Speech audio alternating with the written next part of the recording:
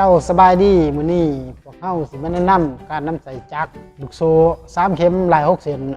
ยี่ห้อของจักรเป็นรุ่น 8560W จักรตัวนี้เป็นจักรมอเตอร์ใหญ่แล้วมันจะมีช่องอยู่นี่นะช่องอยู่นี่ใส่สำหรับพวกเขายิบเขารูเขายั้งส่งยีนส่งยั้งเนาะส่วนว่ามันที่เป็นจักรได้นะเฮามาลองนำใส่มึงด้วยเนาะโอเคให้ได้เอาผ่าใส่ซองมันเนาะผ่าลุมใส่ก้อนเนาะนะฮะมาผ่าตัวเทิงใส่แบบนี้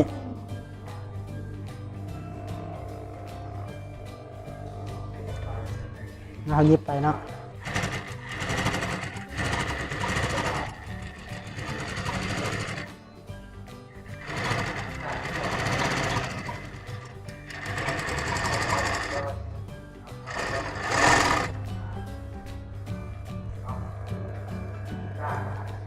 เวลาหยิบแล้วมันจะออกมาหน้าตาแบบนี้มันจะคิวมันจะซ้ำกันเวิร์ดเนาะ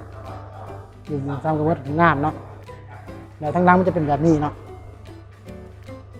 จักรรุ่นนี้มันจักรลูกโซ่มอเตอร์ใหญ่ยึดเครื่องออกมางามถ้าว่าลูกค้าท่านใดสนใจ